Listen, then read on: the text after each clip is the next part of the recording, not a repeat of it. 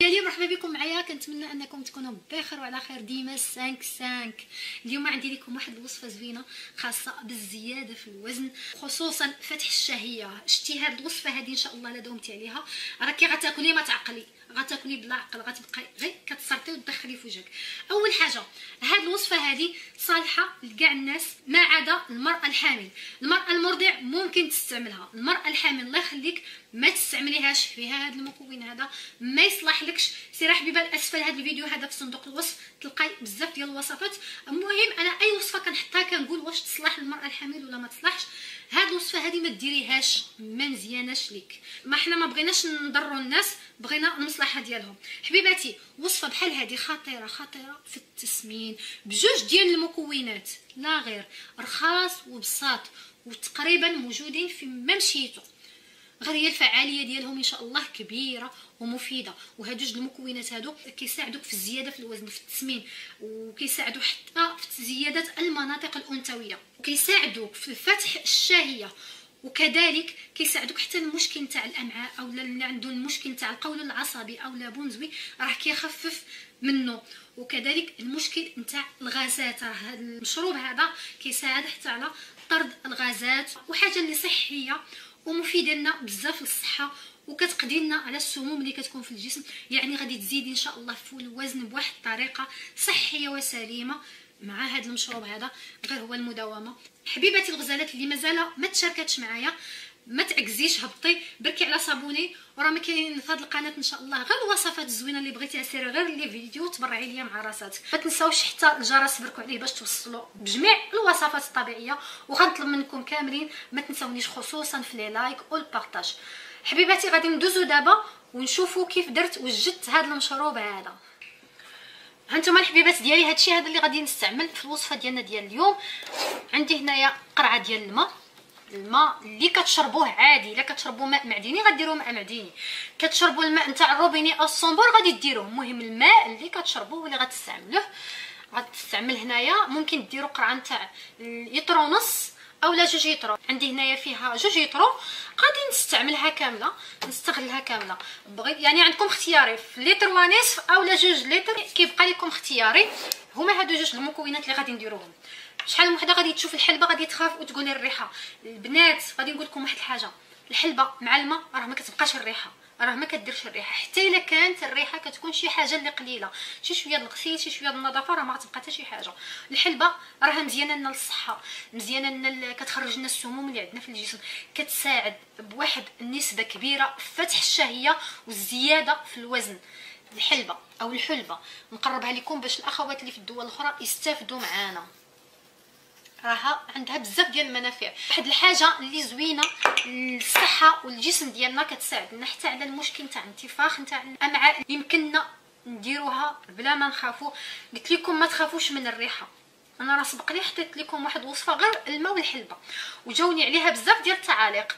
كاين اللي سبق له دار هذه الوصفه وعطاتو نتيجه، كاين اللي تبع الوصفه اللي كنت حطيت وعطاتهم النتيجه والحمد لله، يعني وصلوا لداكشي اللي بغاو. رجعوا لي التعاليق وقالوا لي شنو كاين، قالوا لي بان عطاتهم نتيجه.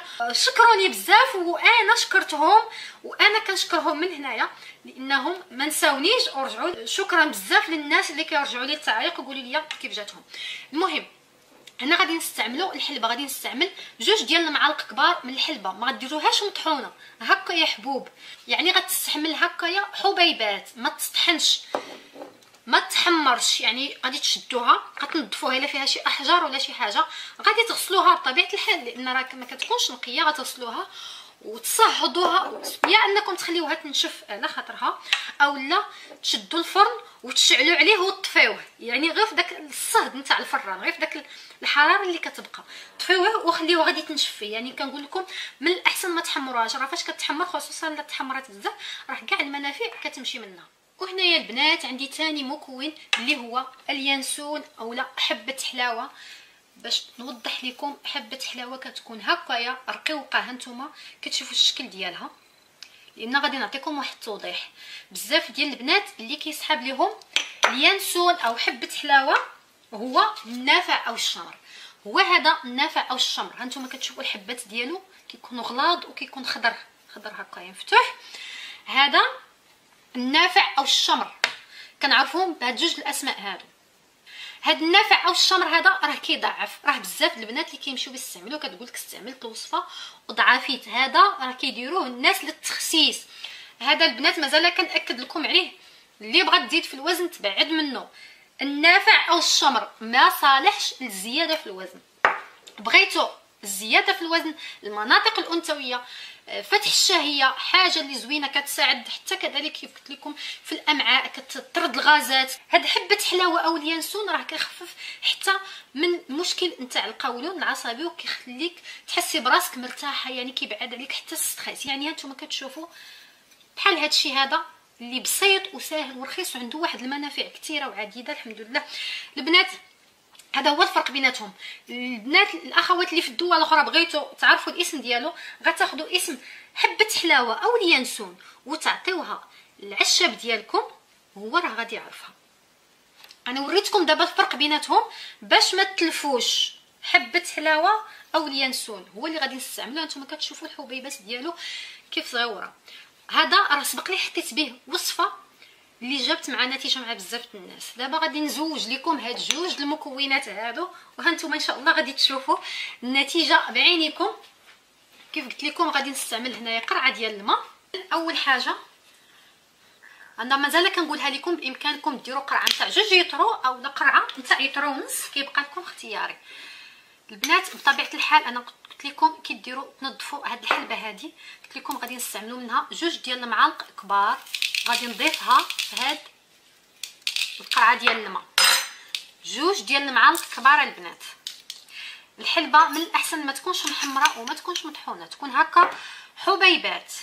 نزيد المعلقه الثانيه، والمعالق يكونوا كبار ماشي صغار.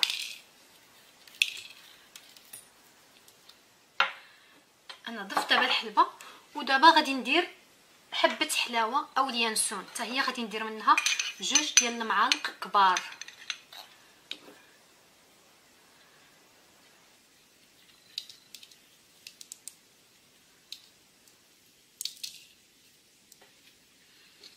ندير المعلقه الثانيه،